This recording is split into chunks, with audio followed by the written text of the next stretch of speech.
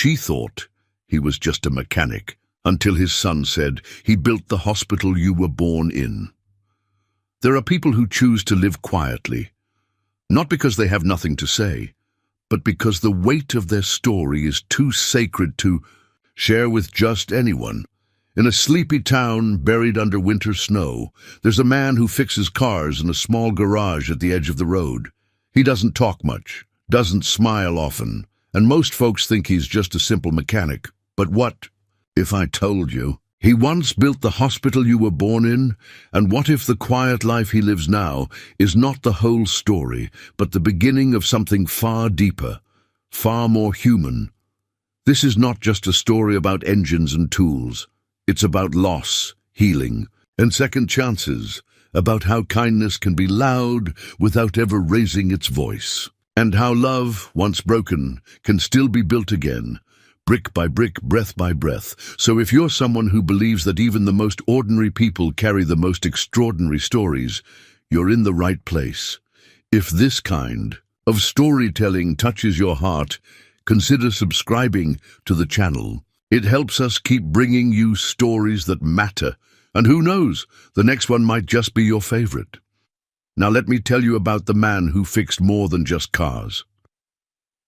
The wind rolled over the open stretch of road like it had something to prove. Snow flurries whipped against the windshield of Emily Carter's aging Subaru as she squinted through the grey afternoon haze, knuckles white on the steering wheel. Her phone had lost signal 15 miles back, and the heater was doing little more than wheezing lukewarm air across the dashboard. "Just a little farther," she whispered, her voice the only sound besides the rhythm of the wiper blades. Hang. In there, she was almost home, if home could still be called that. She hadn't set foot in Maplewood in over 10 years. Her mother's recent health scare had been the thing to finally draw her back. A stroke, minor but frightening, followed by urgent calls from a neighbor and the weight of guilt she could no longer outrun. That was when she heard it, the unmistakable pop and thump-thump-thump of a tire blown to shreds. "Seriously?" she groaned, pulling to the shoulder just as the car lurched, surrendering to its fate. Snow crunched underfoot as she stepped out, bracing against the cold. Her boots sank into the powdery edge of the road. The tire on the passenger side was a goner, shredded and sagging like a burst balloon. She stared at it helplessly, then glanced around. Nothing, no other cars. Just bare trees, white fields, and an endless sky the color of dull metal. She fumbled for her phone, but it confirmed what she already knew: no service. Then she saw it. Across the road and a little way down, a hand-painted wooden sign that read Tom's Garage, repairs, towing, no appointments needed. It pointed down a gravel drive nearly hidden beneath the snow. Emily hesitated. The place looked rustic, but she didn't have much of a choice. The garage looked like it belonged in another time. Weathered wood, a tin roof, and an old bell that jingled as she pushed the door open. Warm air, thick with the scent of oil, rubber, and coffee, hit her like a blanket. She paused in the doorway. Stamping snow from her boots, a man stood beneath the raised hood of a truck, his back to her. He wore a faded denim shirt and oil-streaked overalls. His sleeves were rolled up, revealing forearms that looked like they belonged on someone who knew hard work intimately. "Be right with you," he called, voice low and even. Emily took in the space, neat, surprisingly. Tools hung meticulously. Along the wall, everything in its place. A small wood-burning stove crackled in the corner, and next to it sat a table with 2 mugs, one still steaming. The man wiped his hands on a rag and turned toward her, and for a split second, she forgot why she was there. He was in his mid-30s, maybe early 40s. Dark hair with just enough grey at the temples to suggest time had taught him something. There was a stillness in his expression, like a man who didn't rush unless it mattered. His eyes, grey-blue and steady, met hers without flinching. "Car. Trouble?" he asked. "Flat tire," she said, suddenly aware of the wind battering the windows behind her. A few miles back. I couldn't reach anyone. You did now. He hung the rag over his shoulder and reached for his coat. Let's go take a look. He drove an old pickup that rumbled like it had seen a few things, but still had plenty to give. She sat in the passenger seat, cradling her fingers to warm them.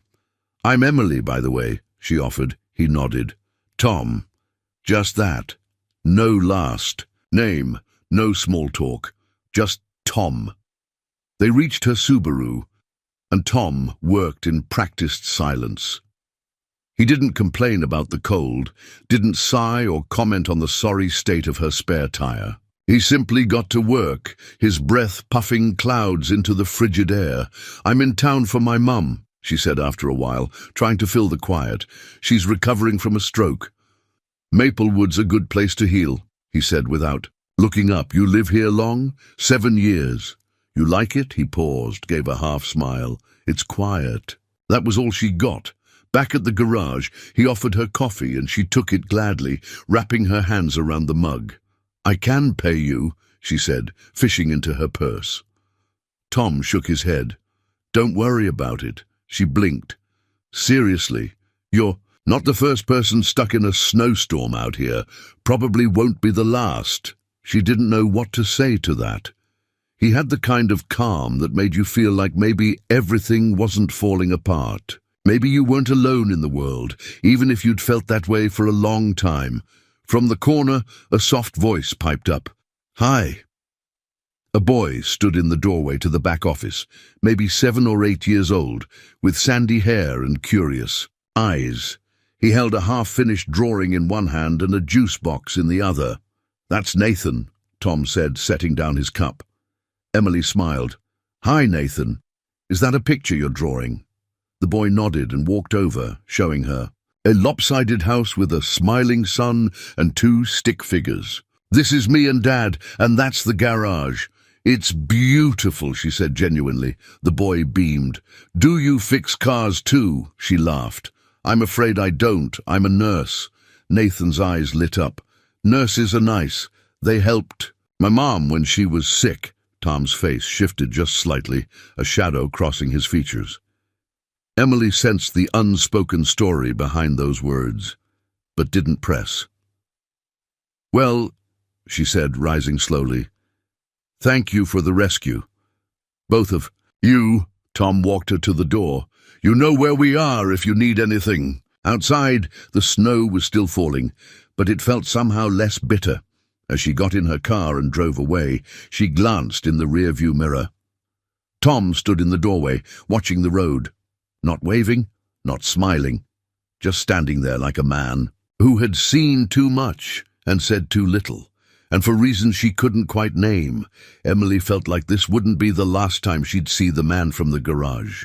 The storm didn't let up that night. In fact, it deepened. Snow piled like frosting on rooftops and curled over mailboxes, erasing sidewalks and swallowing streets whole. The town of Maplewood fell into the kind of silence only heavy snow can bring, the hush of white stillness where time slows down. Emily sat by the window of her childhood home, nursing a mug of tea that had gone cold. Her mother, Ellen, was asleep in the next room, bundled beneath a quilt that Emily remembered from years ago, frayed at the edges but still warm. She watched as the flakes continued to fall, blanketing the front yard, and her thoughts drifted. Not to work, not to the city, not even to the hospital emails she was pointedly ignoring, but to the man at the garage. Tom. He hadn't been chatty, but there had been something in the way he looked at the world. Something quiet and steady. The way he spoke to his son, gentle but firm. The way he fixed her tire with care, not haste, like someone who understood how easily things could break, and how important it was to fix them right. She didn't know why he stuck in her mind, but he did. The next morning, the roads remained icy, and the town's plows were predictably behind. Emily wrapped herself in a thick coat and boots and walked 3 blocks to the diner she remembered from her youth, Maggie's place.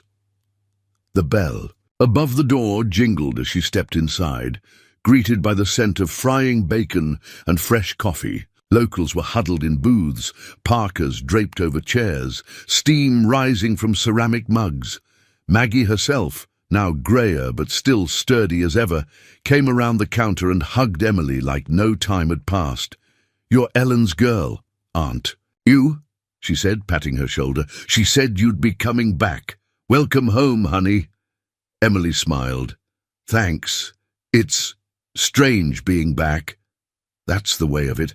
Maplewood doesn't change much, but we do." They talked for a while over coffee and pancakes, and before she left, Maggie added casually, "If your car acts up again, just take it to Tom down the road.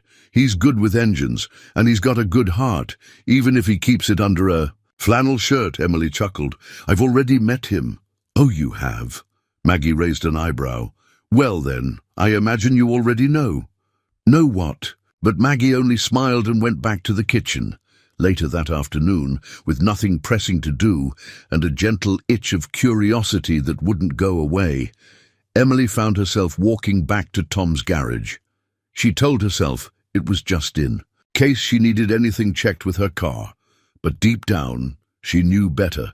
The garage door was open this time. Inside, Nathan sat on an overturned milk crate, reading aloud from a picture book while Tom replaced the brakes on a rusted sedan. The boy's voice echoed slightly in the wide space, animated and warm. When Emily stepped in, both father and son looked up. "Aye," she said, tugging her gloves off. "I was just nearby." Tom stood, wiped his hands and nodded. "Everything okay with the car?" "Running fine," she said, a little embarrassed. "But I thought I'd say thank you again, and maybe see if you needed any help." Tom looked at her for a beat longer than necessary, like he was trying to decide something. Nathan solved the moment. "You can help me with reading," Emily smiled. "Deal."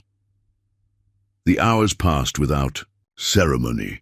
Tom worked quietly on a Chevy with a heater that had stopped working. Emily sat with Nathan at a small desk in the corner, helping him sound out words and draw pictures in the margins. She noticed how the garage wasn't just a place of work. It was a kind of haven. On a shelf, a box labeled "Community Repairs" held envelopes with names scribbled in pen, repairs done for people who couldn't pay now, or maybe ever. A bulletin board near the coffee machine had flyers for lost pets, church bake sales, and handwritten notes, thanking Tom for everything from battery jumps to winter tire swaps. Tom didn't say much, but Emily watched him work. There was care in his movements, precise, almost meditative. His fingers moved with confidence, like they'd spent years building things from nothing. And then there were moments, small, fleeting ones that caught her off guard, like when he tousled Nathan's hair as he passed, or when he quietly slid a sandwich across the table to her at lunch, not asking if she was hungry, just knowing. Or when he gently adjusted the angle of a side mirror, whispering almost to himself, "There, that's better." He wasn't just fixing cars, he was tending to things, people, spaces, silences. As the sun began to dip behind the clouds and the day turned silver, Emily gathered her things to leave. "Thanks for letting me invade your day," she said. Tom shook his head. Nathan enjoyed it. "And I don't mind quiet company." She hesitated, then said, "You're good with him. A lot of dads wouldn't know how to do this alone." Tom didn't answer right away. He leaned against the workbench, arms crossed, eyes on the floor like he was weighing whether or not to speak. Finally, "I didn't know either, not at first, but you figure it out. One scraped knee, one school project, one bedtime story at a time." Something about the way he said it, low, almost reverent, made her chest tighten. "I should go," she said softly. He nodded, but before she turned to leave, Nathan called out, "You'll come back, right?" She looked at Tom, who didn't speak, but met her eyes with something close to hope. "I think I will," she said. And as she stepped into the evening light, flakes beginning to fall again, she felt a warmth in her chest that had nothing to do with her coat. Emily found herself returning to the garage more often than she'd meant to. Sometimes she told herself it was to make sure her car was holding up in the cold. Other times, she claimed she was just taking a walk through town. But more and more, it was Nathan who drew her back. There was something about the boy that warmed her, like he'd inherited all the light his father had buried. One afternoon, the snow had melted just enough to reveal patches of the gravel path leading to Tom's garage. Emily stepped through the door with a container of cookies she'd baked, a little sheepishly. "Peace offering," she said as she held out the tin. Tom raised an eyebrow. "For what?" "For hanging around so much. I thought mechanics might accept baked goods as currency." He gave the faintest smile. "That depends on the cookies." From the back office, Nathan's voice rang out. "Chocolate chip? Your favorite?" she called. He appeared moments later, arms flailing in mock excitement. "You brought cookies?" "Dad never makes cookies." Emily knelt to meet him at eye level. "That's because dads like yours fix cars and build things. It's an even trade." Nathan giggled and motioned for her to follow him. "Want to see my drawings?" Tom nodded slightly toward the back. "Go ahead." He's been working on something. The back room was small, cluttered with old blueprints, toolboxes, and books stacked in uneven piles. In the corner was a child-sized desk covered in paper and crayons. Nathan sat cross-legged on the floor, spreading out his collection like a young curator showing off a prized exhibit. "This one's the hospital," he said proudly, holding up a drawing of a square building with smiling stick people and a bright red cross. "I made it after Dad told me what he used to do." Emily blinked. "Your dad told you?" "Yeah. He used to build big buildings, like really big, hospitals and schools and stuff. But he doesn't do that now. He fixes cars. That's still cool, though." He paused, then added, as if it were an ordinary fact, "He built the hospital you were born in." Emily's breath caught. She tried to speak, but her voice faltered. "Sorry, what?" Nathan looked up at her, unfazed. "The hospital in Pine Ridge, right? Dad built that one. That's what Mom said. You said you were born there." Emily sat, slowly, on the edge of the little chair, heart pounding. "Your mom told you that?" He nodded, flipping to another drawing. "She used to be a nurse, too, like you. She said Dad built places that helped people, even if he never wanted anyone to know." Emily felt a chill, not from the cold, but from the quiet significance of what she'd just heard. She had always known the name Pine Ridge General Hospital, but never once wondered about the architect behind it. Never imagined that the man who had changed her tire in the snow had anything to do with something so monumental in her own life. Tom had never said a word. She glanced toward the garage, where he was bent over a car engine, sleeves rolled up, utterly absorbed in his work. A man who had built things that saved lives and now fixed old sedans in a small town, never saying a thing about what he'd left behind. That evening, as Emily was getting ready to leave, she lingered by the door longer than usual. Tom looked up from his clipboard. "Everything okay?" She hesitated. "Nathan mentioned something about Pine Ridge, about you." Tom was silent. "I was born in that hospital," she said softly. "I almost didn't make it. My mum told me they had to do an emergency delivery. The doctor said if the facility hadn't been so well equipped." She trailed off. Tom didn't look at her. "I didn't know," she continued, her voice trembling, "that you built it, designed it." "I didn't build it with my hands," he said quietly. "I just drew the lines. Others made it real." Emily took a step closer. "But those lines saved my life." He finally met her eyes. There was a weariness there, but also something deeper, something broken and buried, still breathing under the surface. "I used to think that made it all worth it," he murmured. "Until I lost her." Emily didn't need to ask who he meant. "I'm sorry," she said, "for everything you lost." He gave a nod, the kind that carries years behind it. There was a silence between them, not heavy, but honest. Shared. Then, from the back, Nathan called, "Dad, can we have spaghetti for dinner?" Tom's lips quirked. Spaghetti again? It's my favorite, Nathan shouted. Tom looked at Emily. You like spaghetti? She smiled. Depends. Do I get more cookies if I say yes? He chuckled, the sound low and rare. You just might. And just like that, the moment lightened. But the weight of what Emily had learned stayed with her, tucked somewhere deep, like the first piece of a puzzle she hadn't realized was hers to finish. She didn't know what it meant yet, but she knew this. Tom wasn't just a mechanic, and maybe, just maybe, he wasn't done building things after all. The following week brought a rare stretch of clear skies, and with it the kind of fragile quiet that made winter in Maplewood almost beautiful. The snow, now crusted with a thin glaze of sunlight, glistened like sugared frosting across rooftops and tree branches. Emily had begun to settle into a rhythm, checking in on her mother each morning, reading old cookbooks or folding laundry while the radio murmured softly in the background. But no matter how she filled her hours, her thoughts always circled back to the garage, more specifically, to the man inside it. After what Nathan had told her, and after what Tom had not said, she couldn't stop wondering about what he'd been through, about what he'd built, about what he'd lost.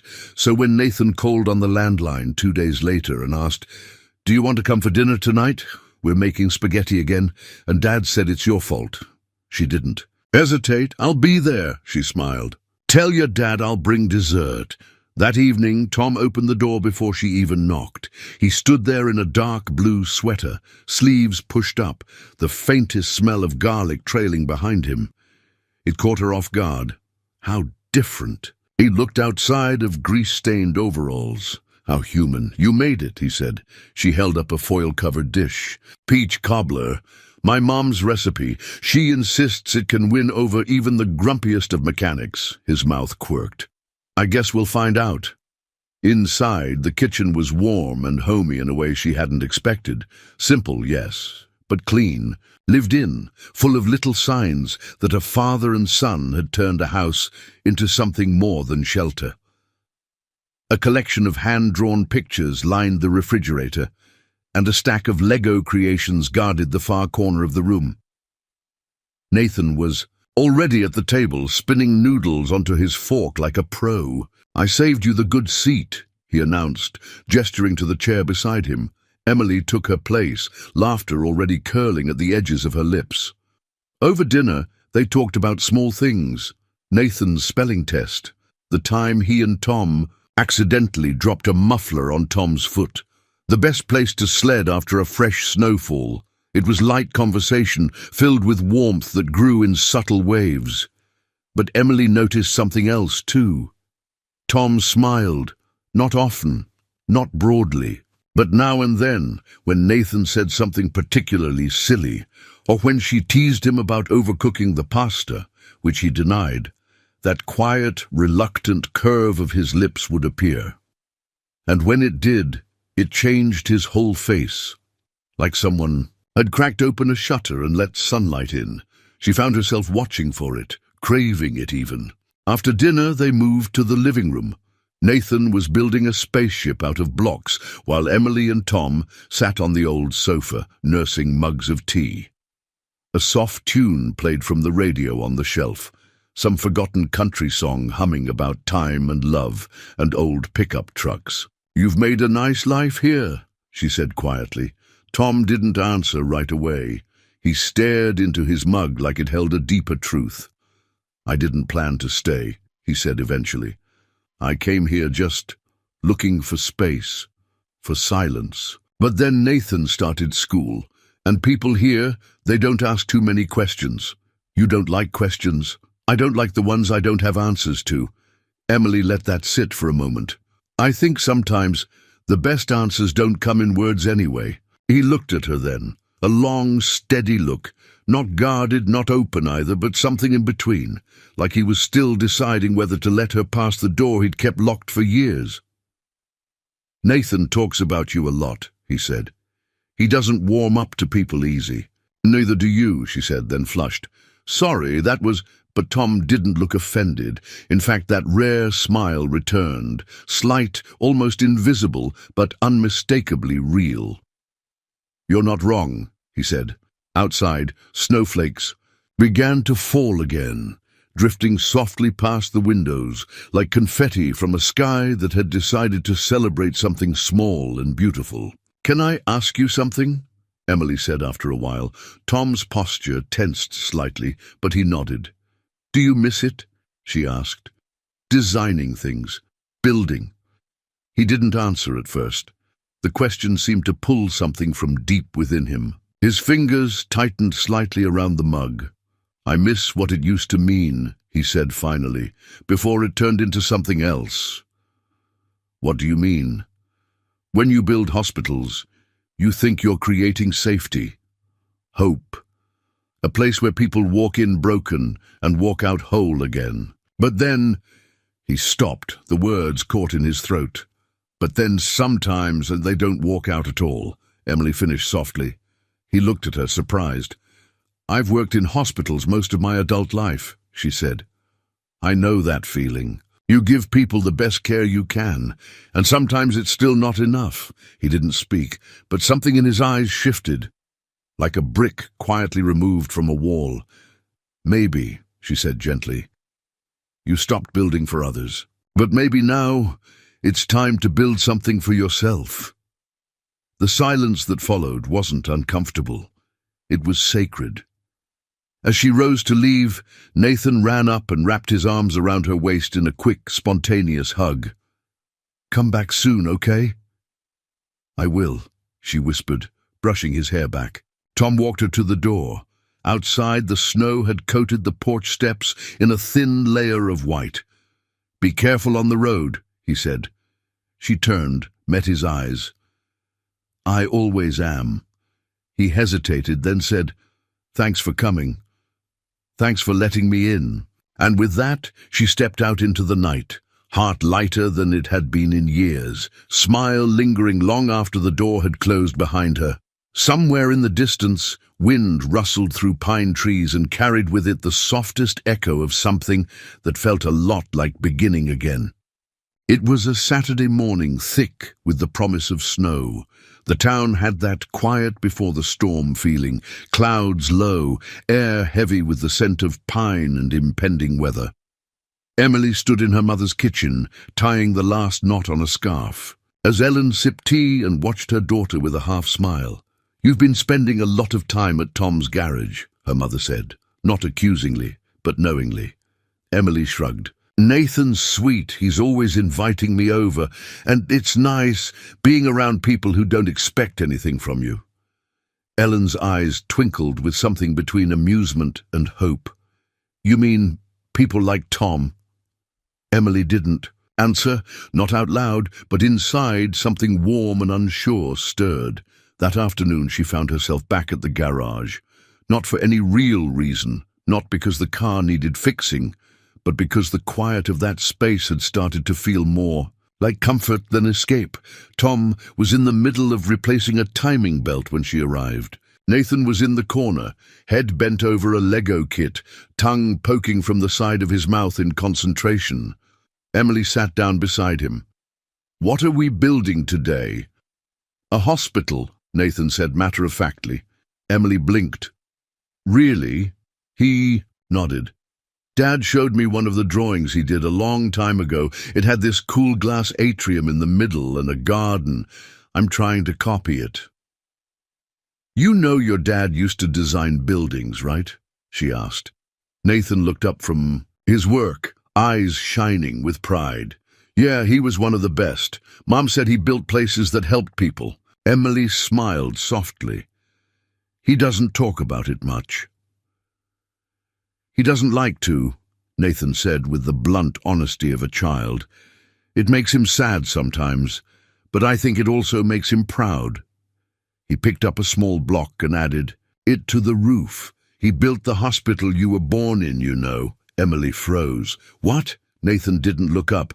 "Pine Ridge General, that's what you said, right? That's where you were born?" "Yes. Well, that's one of his Mom said she always thought it was funny because she worked there years later, and then she met Dad, and then I came. She used to say, your dad built the place you were born into the world, and then one day that same world gave you back to him. He paused, squinting at the tiny plastic windows. I didn't really get it, but it sounded nice. Emily couldn't breathe. She stared at the little hospital in progress, plastic blocks and childlike symmetry, and her mind reeled all this time. She had known Pine Ridge General as a fact of her own story, a location in the past.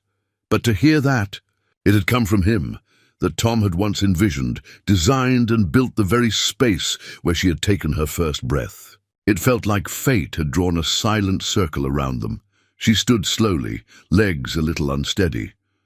Nathan, did your dad ever talk about that? About Pine Ridge? The boy shrugged. Not really. He keeps his drawings in a box in the closet. Sometimes he looks at them late at night when he thinks I'm asleep. Her heart squeezed. What happened to your mom? She asked gently. Nathan's fingers paused on a Lego brick. She got really sick, and then she didn't come home. Dad told me sometimes people's bodies get tired, even when their hearts don't want to stop. Emily knelt down, touched his arm. I'm so sorry, sweetheart. He nodded like he understood more than any child should. Dad doesn't smile much anymore, he said quietly. But when you're here, sometimes he does. Emily felt tears sting her eyes, unbidden. She stepped out into the cold for air. Heart hammering, breath misting in front of her. The garage door creaked open behind her. You okay? She turned. Tom was wiping his hands on a rag, concern written across the lines of his face. Did you really build Pine Ridge? She asked.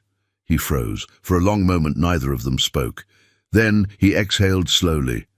Nathan talks too much. No, he speaks from the heart. Tom looked away, eyes tracking the bare trees beyond the road. I did.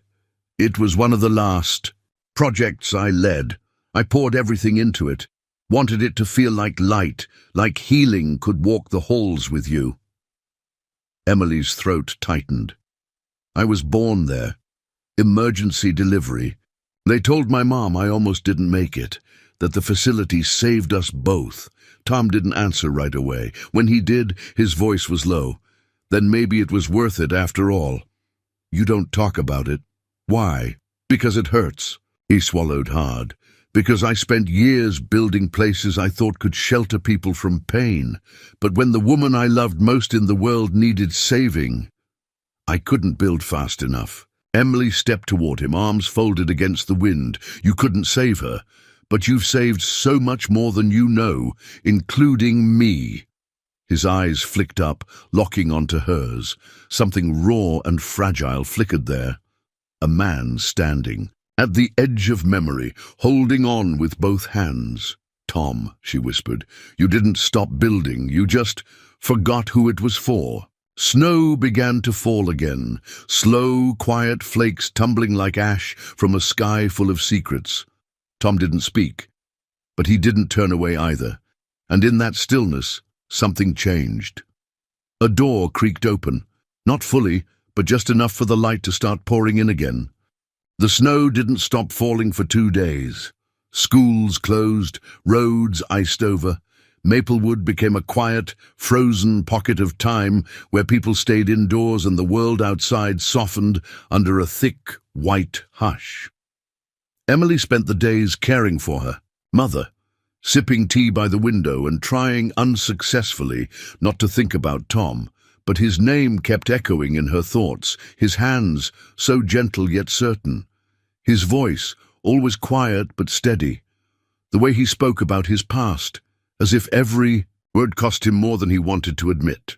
And the words Nathan had said, still hanging in her memory like a quiet bell, he built the hospital you were born in.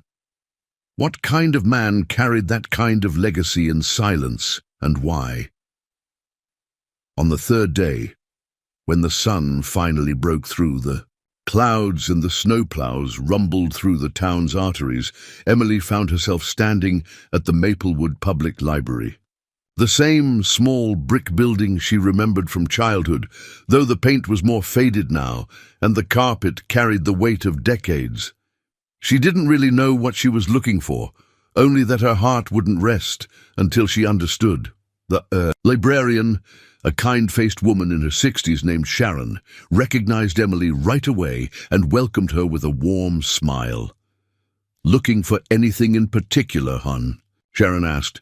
"I'm trying to find information about an architect," Emily said, lowering her voice. "Tom Bennett." Sharon's eyebrows lifted slightly, but she said nothing judgmental.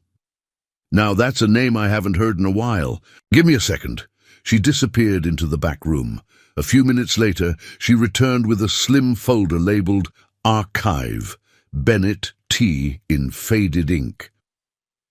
Emily sat at one of the corner tables, the folder in front of her. Her fingers trembled slightly as she opened it. Inside were newspaper clippings, magazine excerpts, a couple of architectural journal features. Each told a piece of a story she hadn't expected to find. Thomas Bennett, age 27, wins National Design Award for Rural Medical Facility in Arizona. Architect behind Pine Ridge. General, a visionary blending modern. Efficiency with human warmth. I want people to walk in and feel like they matter. Interview with Thomas Bennett, architect of hope. Photo after photo. Tom, 10 years younger. Eyes brighter, but still intense. Standing beside hospital renderings, walking through construction sites, shaking hands with doctors, smiling at ribbon-cutting ceremonies. He had once been celebrated, respected, admired, a rising star. Until abruptly, the article stopped. The last entry was a small notice in a trade journal, dry and clinical. Thomas Bennett, one of the most promising young minds in healthcare architecture, has stepped down from Bennett plus Marks following personal circumstances. His current whereabouts are unknown. No scandal, no controversy. Just a man who disappeared. Emily closed the folder slowly, heart pounding.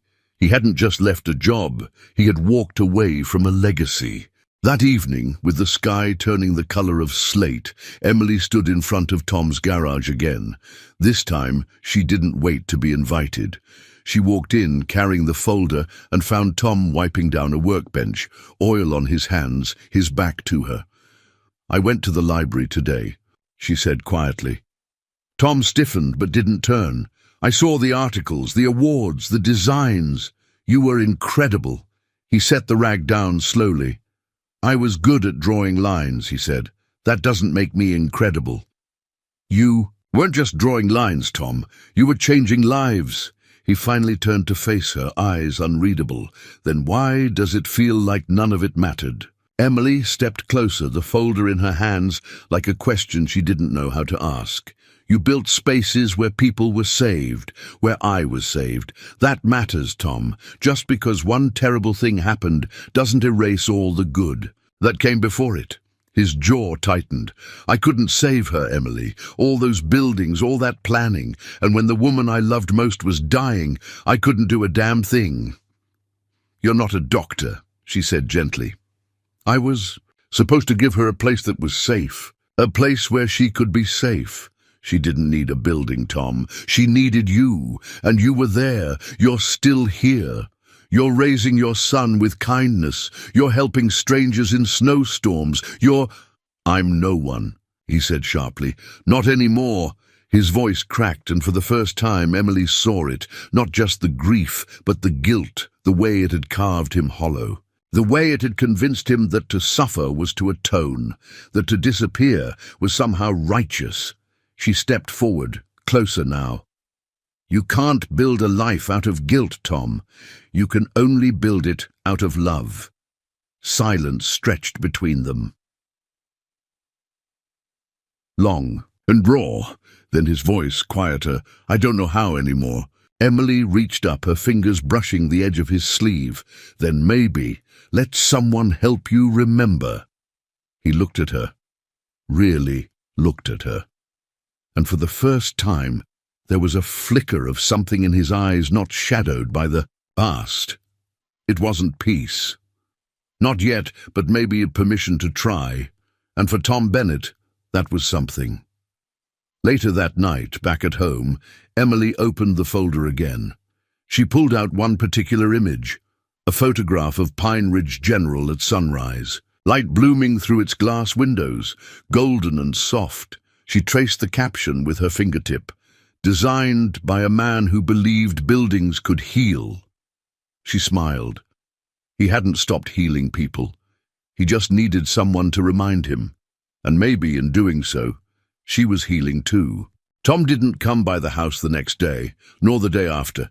Emily tried not to read too much into it, but the silence echoed louder than she expected. It wasn't anger she felt from him. Not exactly. But she knew she had stirred something that had been buried for a long time. And people don't always thank you for unburying the things they've learned to live with. She found herself pacing the small kitchen while her mother dozed in the next room. Her fingers itched to call, to stop by the garage, to do something. But instead, she waited. And then, on the third evening, just as the sun began to dip below the snowy ridge behind the neighborhood, there was a knock at the door. She opened it to find Tom standing there. His coat dusted with snow, eyes tired, but steady. "Hey," he said. "Hey," she replied, heart pounding gently. "Come in?" He hesitated. "Could we take a walk instead?" Emily grabbed her scarf and coat without question. The road was quiet, lined with trees heavy with snow. They walked side by side, their boots crunching softly beneath them. The kind of silence between them was not uncomfortable, but not casual. Either, it was a silence that waited for permission. Finally, Tom spoke. "I wanted to thank you," he said, eyes straight ahead, "for what you said the other night. You don't need to thank me. I do." He glanced at her. "You said some things I needed to hear, even if I didn't want to hear them." Emily nodded slowly. "Sometimes the hardest words are the ones meant for healing." He chuckled softly. "You and Nathan both. You say things like that, like you know the shape of what hurts." "I'm a nurse," she said gently. "I've spent most of my life walking beside people who were in pain. Sometimes physical, sometimes something deeper. It teaches you to listen to more than what people say out loud." They walked a bit further, past the white-steepled church and the frozen pond where kids would skate when the weather was cold enough. The street lamps flickered on, as if to light the next step of their conversation. "She was 32, Tom said suddenly. "Her name was Rachel." Emily didn't speak. She didn't need to. She had this laugh, he continued, voice softer, now more distant. It would catch in her throat when she found something really funny. Not graceful, not polished, but pure. She laughed like she meant it. Emily smiled faintly. "Sounds like someone I would have liked." "She was stronger than me in 1,000 ways," he said. "Brighter, softer too. We met at a design conference, of all places. She was a nurse there to give a talk about patient-centered care. I was a cocky young architect who thought hospitals were about structure. She told me they were about people." He paused. "I changed everything after I met her, every blueprint, every design. I started thinking about window placement for recovery, rooms, how light fell in pediatric wards. I designed buildings to make people feel human again, because of her." Emily felt her chest tighten. There was so much tenderness in his voice, and pain. "She got sick?" she asked softly. "Breast cancer, aggressive. We fought it, we moved cities, tried every trial, every treatment, but it was fast. She was gone in less than 10 months. He swallowed hard. Nathan was 4. I didn't know how to breathe without her. And suddenly, all the places I'd built to save others felt like they'd failed me. He stopped walking, turned to face her. I walked away. I didn't just lose her, I lost who I was. I couldn't design hospitals when the only one I wanted to save had died inside one, so I left it all behind, moved here, found a garage that needed work, and I kept my head down. Emily reached out, gently touching his arm, And in doing that, you saved your son. Tom looked down at her hand. I did my best. You did more than that, Tom. He's kind, bright. He trusts people. That doesn't happen by accident. He shook his head slowly. Sometimes I think he's the only thing I got right. Emily didn't speak. Instead, she gently slid her hand into his, fingers threading through his with a quiet, wordless grace. He looked at her, surprised, but didn't pull away. Pain doesn't mean you failed, she whispered. It means you loved deeply. And that love doesn't just disappear. It becomes part of what you build next. Tom blinked, as if trying to hold back something unspoken. The wind moved gently around them, carrying with it the sound of distant wind chimes. I don't know how to build anymore, he said. She squeezed his hand. Then let's start small. He studied her for a long moment, and then, for the second time since they'd met, Tom Bennett smiled. Not a fleeting flicker, but something more real, more rooted. And in that moment, the road behind them seemed to blur. The silence no longer felt like a burden, and the wounds they didn't talk about, maybe, just maybe, were beginning to breathe again. Maplewood's annual winter festival arrived like a slow exhale after weeks of quiet snow and grey skies. Strings of warm white lights curled along storefronts. Wreaths hung on every lamppost, and the town square had been transformed into a quaint winter village with wooden booths, fire pits, and the smell of cinnamon and pine drifting in the air. Emily stood beside her mother on the front porch, buttoning her coat as Ellen adjusted her scarf. "You're going with Tom and Nathan?" her mother asked, a soft teasing in her voice. Emily smiled. "I am." Ellen looked at her, eyes thoughtful. "You look happy, Em. Happier than I've seen you in a long time." Emily didn't answer right away, because happiness wasn't quite the word. What she felt was steadiness, a warmth that came not from fireworks or passion, but from something slower, quieter, like heat rising from an old stove. It was the feeling of finally being seen, and maybe even more startlingly, of seeing someone else fully. She gave her mother's hand a squeeze. "I am. I think I really am." Tom pulled up just after sunset, his old pickup washed and dusted with new snow. Nathan waved excitedly from the back seat, wearing a red knit hat and clutching a paper lantern he'd made in school. "You ready for hot cocoa and ice sculptures?" he called out the window. Emily climbed in, laughing. "Lead the way, Mr. Tour. A guide." Tom glanced at her with a smile, one that had become easier, more natural since their walk. "He's been talking about this for weeks." "And what about you?" she teased. "You excited?" He raised an eyebrow. "I'm a mechanic. Festivals aren't exactly my natural habitat. But you're here." He looked ahead at the road. "That's because some things are worth showing up for." Emily didn't respond, but she felt her heart flutter, warm and light.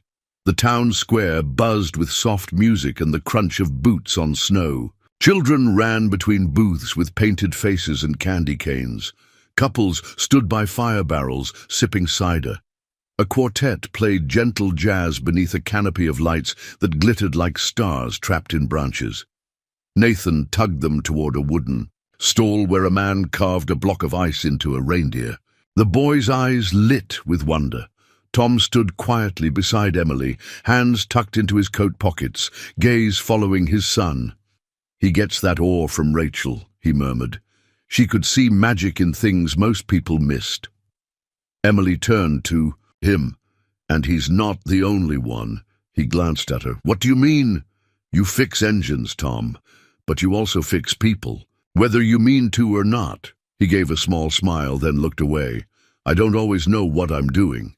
"None of us do," she said. "But the ones who keep showing up, that's the difference." Just then, Nathan came running back with 2 steaming cups of cocoa. "One for each of you," he declared. Tom took his with a nod.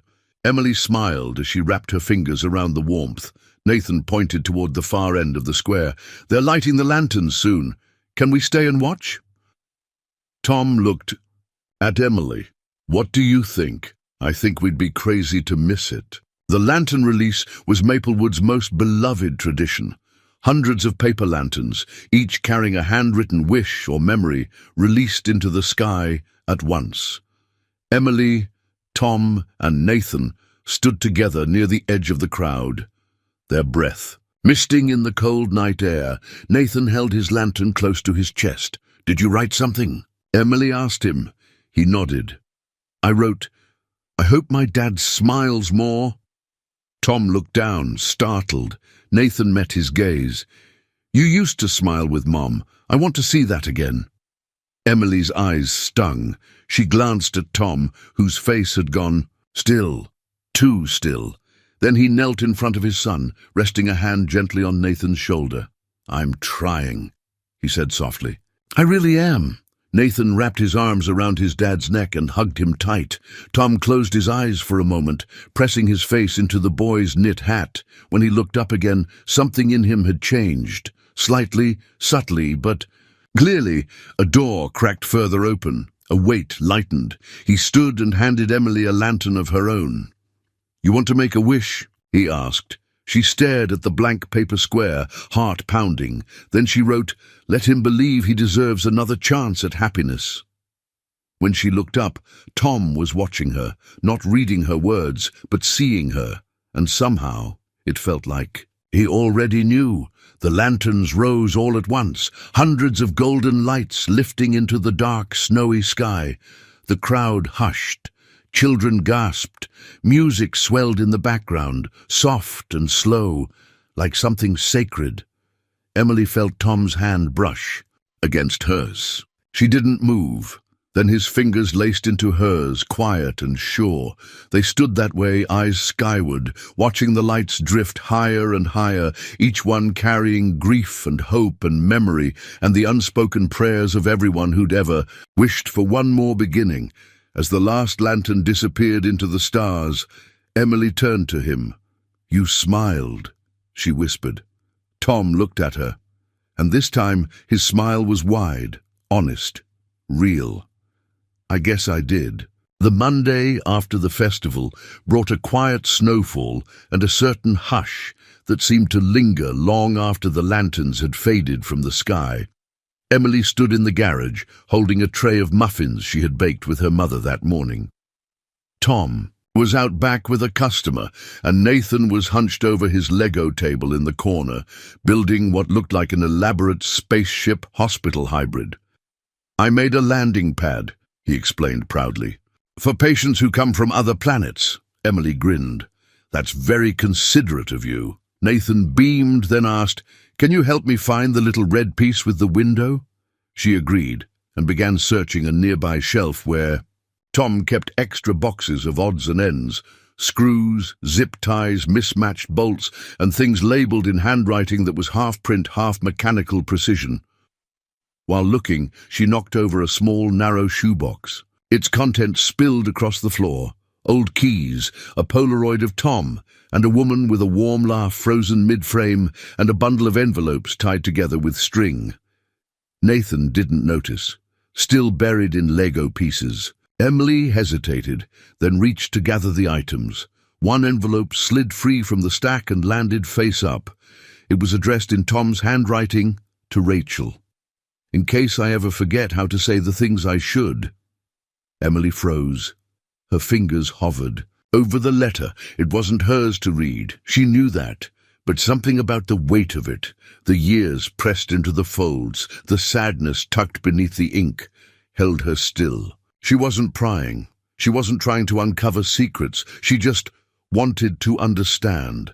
And so, with a breath that trembled, she opened it. "Rachel, I don't know where to begin tonight except to say, I still look for you, in the quiet, in the ache, in the space beside me when I'm pretending not to cry. Nathan asked me today if I still dream about you. I told him no, that was a lie. I dream about you every time I close my eyes.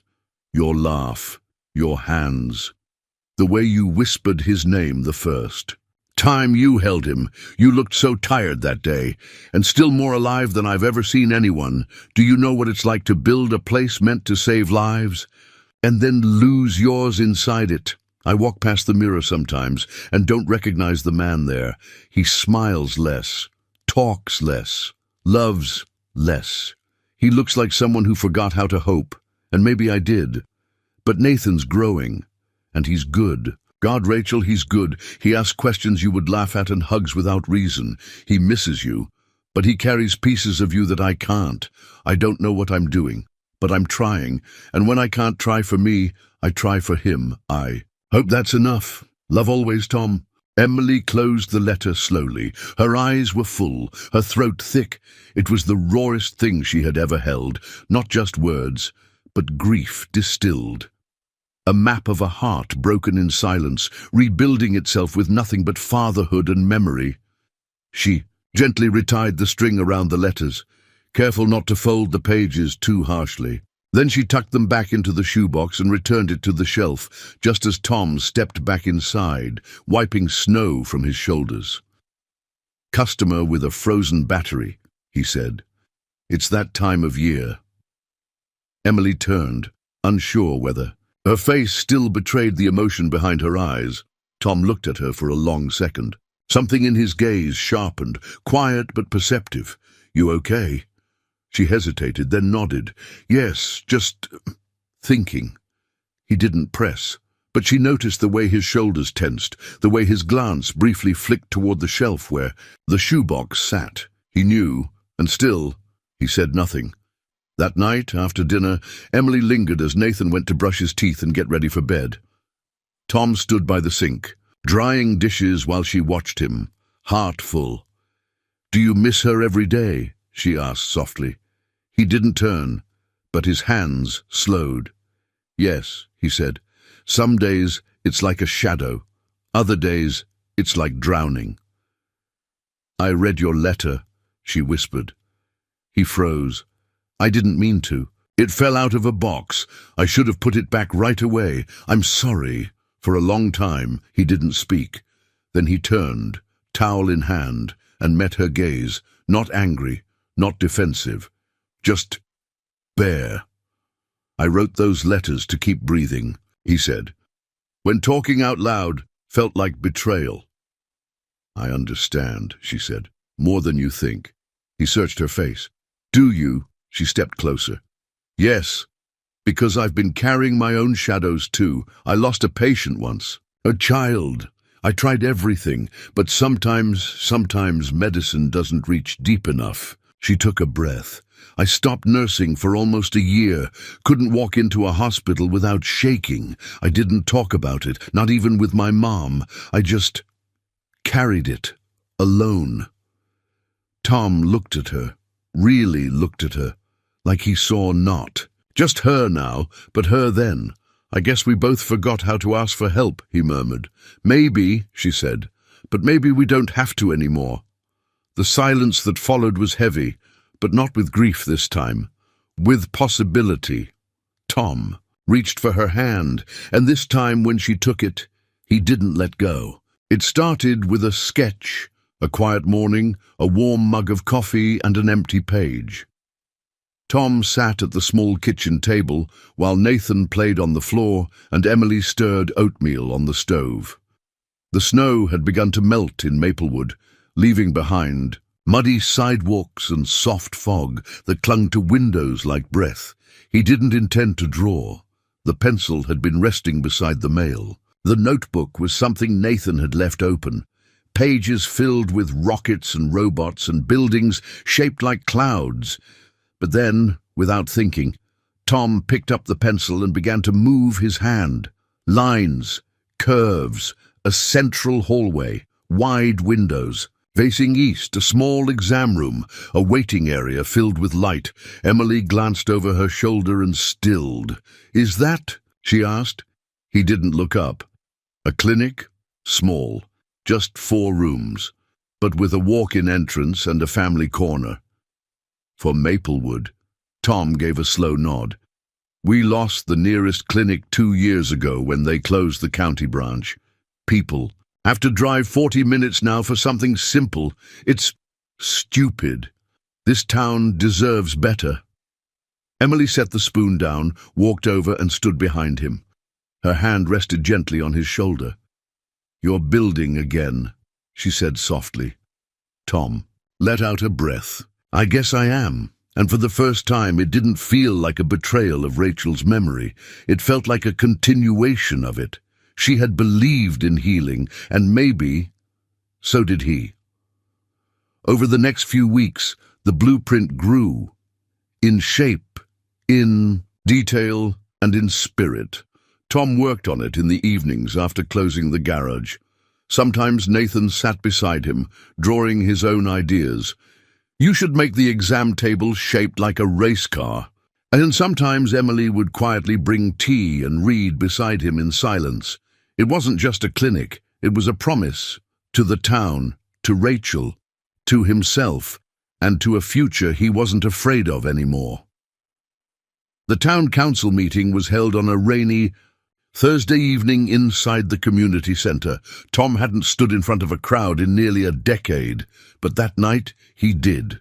Blueprint in hand, heart pounding. "I know I haven't always been visible," he began, "but I've lived here for 7 years.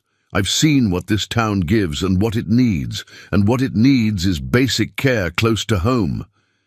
He unfolded the design. Simple, elegant, efficient, human. There's an empty lot beside Maggie's diner. It's town-owned. I want to offer my time and labor to build a walk-in clinic there, one that serves this community without red tape.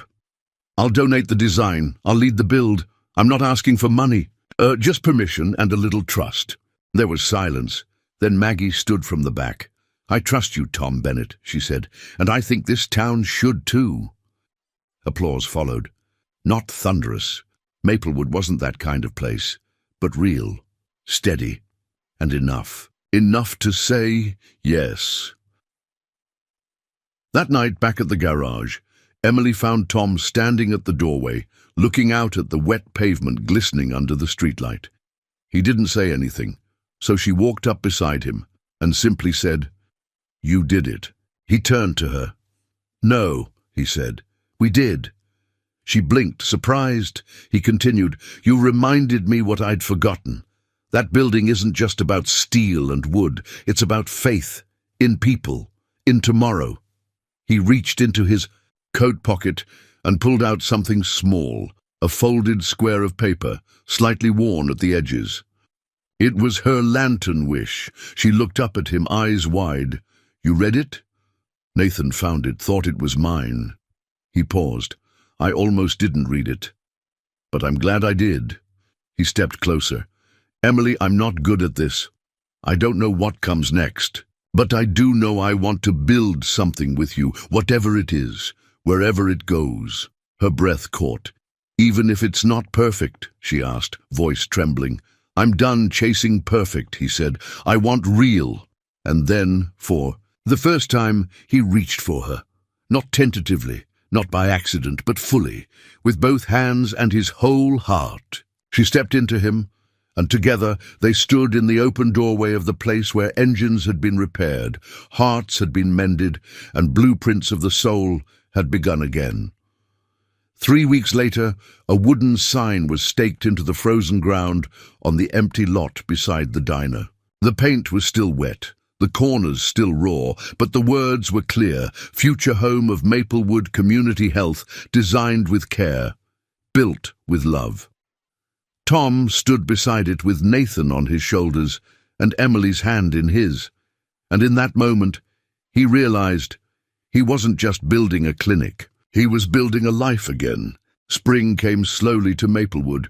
The snow melted in patient streams down the gutters, revealing sidewalks cracked with time and yards that dared to green again. Flower boxes appeared on windowsills. The diner brought back its picnic tables. And the town, like a bear shaking off hibernation, stretched its arms and looked toward the sun. So did Tom Bennett. He stood beside the rising foundation of the clinic, wooden frames now reaching up like ribs ready to hold a heart. Volunteers came. Each morning, retirees, young dads, 2 teens from the high school trade class. Maggie brought muffins. Pastor John dropped off coffee, and every day Emily was there, clipboard in one hand, hammer in the other, laughing louder than she had in years. Nathan painted a Future Kids Corner sign and taped it to the window frame. Life, it seemed, was being rebuilt, not all at once, not perfectly, but truthfully, one beam at a time. On a quiet Sunday, with construction paused and the sun warm enough to coax people outside, Tom asked Emily to come by the garage. Just her. She arrived with wind in her hair and a question in her smile. "Everything okay?" He nodded, but he looked nervous. Not in the way people do when something is wrong, but in the way they do when something matters. He led her through the garage, past the familiar tools and smudged windows, to the back office where she'd once read with Nathan, and found that a letter, but something had changed. The walls were painted now, soft, welcoming colors, a row of small blueprints framed above a desk, and there, beside a lamp, sat a box, wooden, hand-carved. Tom opened it and pulled out a folded piece of paper. The original sketch of the Maplewood Clinic. Not the finished rendering, not the final version, the first lines. "These were the first lines I drew," he said. "The night I realized I wanted to live again." He handed it to her. "I want you to have it." Emily blinked, taken aback. "Tom," he took a breath. "I used to think my life ended when Rachel's did, that everything after was just survival. But then you came, and you didn't try to fix me. You just stood beside me. And somehow, without knowing it, you helped me remember who I was, and who I still want to become." Emily looked at him, eyes shining. "You rebuilt yourself, Tom. I just reminded you that you could." He smiled, the kind of smile that had once been rare but now came easier. "You're part of every nail, every beam in that new building, and every part of this new life, if you'll have me." He reached into his coat pocket and pulled out a small key. She laughed gently. "A key?" "It's for the garage," he said, a little shy. "For the front door, for the shop, for all of it." She stared at him. He added softly, "It's a place where things get repaired. I figured maybe we could keep fixing things together." Emily didn't answer right away. Instead, she stepped forward and wrapped her arms around him. Not rushed, not hesitant, just full of trust, of hope, of love born not from fairy tales but from real life. Messy, beautiful, earned love. And in the quiet of the garage, where grief had once lived and healing had now taken root, Tom closed his eyes and held her close. Weeks later, under a soft summer sky, the clinic opened its doors. People came, old, young, familiar, new. Emily stood by the reception desk in soft blue scrubs, greeting each patient like family. Nathan handed out lollipops from a basket, and Tom, in clean jeans and a flannel shirt, walked the halls he had drawn, watching them fill with life. At the ribbon-cutting ceremony, the mayor asked Tom if he wanted to speak. He stepped up to the small platform, cleared his throat, and looked out at the town that had once been his hiding place, now his home. "I used to build places for other people," he began, "hospitals, clinics, spaces that held strangers' stories. But then I lost someone, and I stopped building." He looked toward Emily and Nathan, who stood beneath the new sign bearing his name in small, unassuming print. "But somewhere along the way, I realized it's not about what we lose. It's about what we do with what's left." He paused, letting the silence settle like good earth. This place was built by a town that believed again, in itself, in each other, in second chances. And I'm proud to be part of that. He smiled, small but strong. "Let's keep building." The crowd clapped, but more than that, they understood. That night, After the crowds had left, Tom sat with Emily and Nathan on the clinic steps. Fireflies blinked in the grass. The air smelled of sawdust and wildflowers. Nathan leaned sleepily against his dad's arm. "Did we do good, Dad?" Tom smiled down at him. "We did real good, buddy." Emily looked up at the stars. "So what now?" Tom thought for a moment, then said, "Now we live."